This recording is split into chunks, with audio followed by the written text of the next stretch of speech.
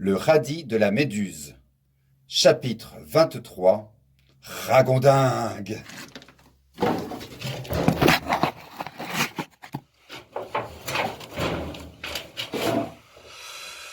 L'irruption d'un ragondin dans la Muche déclencha instantanément la panique générale. Aussitôt, la bête, qui venait de se faire piquer par un frelon asiatique, commença à tout ravager, renversant les stalagmites sur les champignons en proie au délire, les écrasant sous des stalactites décrochées d'un coup de queue.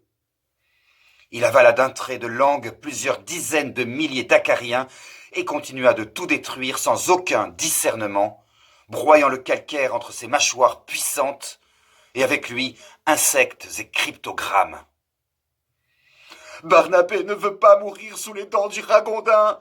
émit Barnabé en se cachant derrière Tony. « Vite !» rétorqua celui-ci. « Il faut trouver les autres !» Les deux légumes se ruèrent vers la galerie la plus proche, mais celle-ci était obstruée par les champignons de Paris, qui avaient tous essayé de passer en même temps et se retrouvaient coincés, à la merci d'un coup de patte. Leurs lamentations bruyantes se répercutaient contre les parois. Tony et Barnabé firent demi-tour dans le jus d'acarien. Tout à coup, un charançon se mit à faire des sauts de puce devant eux. « Mimi, Mimi, ma petite Mimi !» cria Barnabé. Mais le charançon fit la sourde oreille et s'enfuit. « Suivons Mimi, dit Barnabé en s'élançant. Elle va nous conduire aux autres. » Tony lui emboîta la racine. Le ragondin recrachait des morceaux de calcaire qui crépitaient sur le sable autour d'eux. Soudain, le charançon disparut. « Non, le voilà qui réapparaît sur le sac de compost. Vite! Pas un instant à perdre !» De tous côtés, les champignons se faisaient scratcher à coups de griffes et d'incisives dévastatrices. Les cris fusaient en même temps que les sifflements de rage.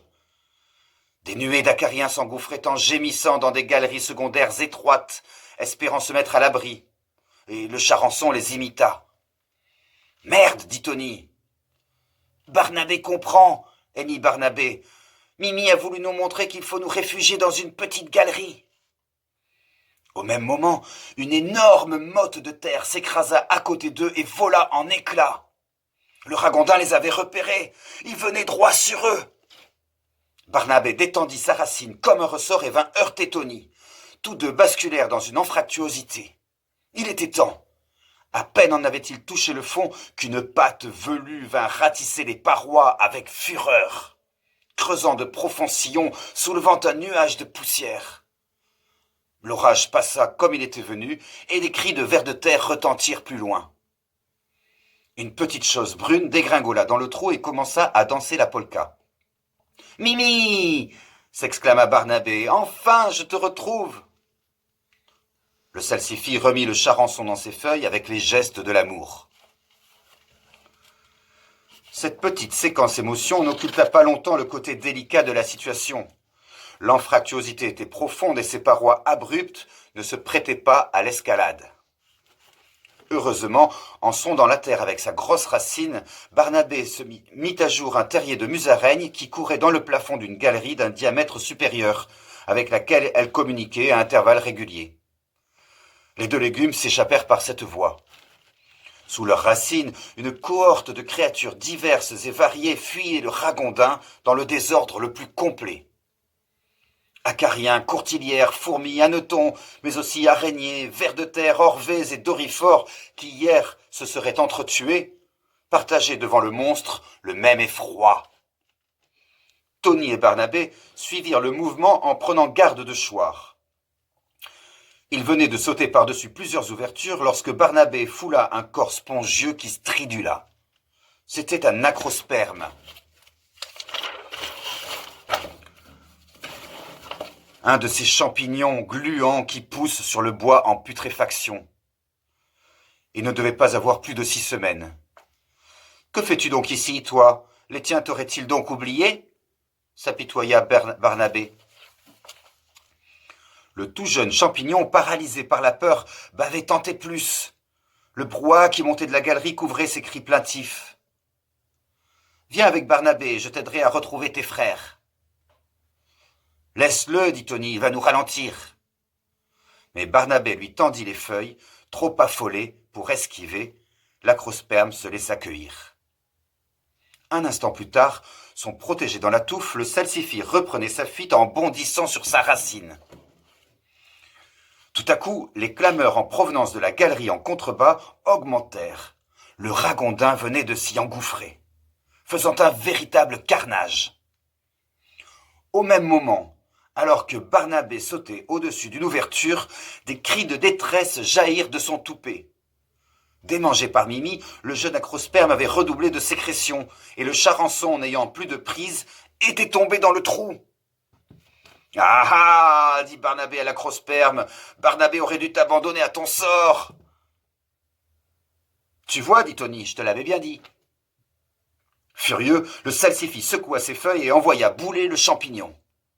« Poursuis ta route, navet, dit-il à Tony. L'avenir est au bout de tes fans. » Et sans lui laisser le temps de répondre, il sauta à l'endroit où avait disparu le précieux charançon. Il atterrit sur le dos d'un campagnol et se laissa emporter. Le ragondin n'était qu'à quelques encablures. Les hurlements succédaient aux hurlements, couvrant de plus en plus le piétinement de milliers de pattes. Les fuyards qui trébuchaient disparaissaient pour ne plus réapparaître. Où donc était Mimi ? Soudain, un truc marron tomba du plafond en faisant « Griic !» C'était l'acrosperme qui s'était accroché à Tony et venait de se faire dégager. Il atterrit sur un orthoptère à la hauteur de Barnabé. « Ta bave a perdu Mimi, acrosperme. Barnabé n'arrive plus à le retrouver !» cria Barnabé. « Où ? Mais où était Mimi ?» Cerné par des cloportes, Barnabé s'interrogeait quand un fantastique troupeau de charançons surgit. Barnabé réfléchit. Ces charançons savent où est Mimi. Leur instinct les pousse à se regrouper. Barnabé doit les suivre. Aussitôt, il sauta de sa monture et se mêla à la multitude disparate qui venait de faire une percée parmi les crustacés. Des charançons aux longues cornes bondissaient à ses côtés. Des charançons grondants sautaient près de lui. Des charançons gallicoles déferlaient à quelques fans. Des charançons panthères et des charançons punaises faisaient de gigantesques sauts sans prêter la moindre attention au salsifis. Du plus petit au plus grand passait le même vent de terreur. Tous n'avaient qu'un seul but, fuir le ragondin. Cependant, Barnabé n'arrivait plus à garder le rythme. Son effort s'essoufflait. Sa racine ne répondait plus. Il se retrouva à la traîne avec les champignons de Paris.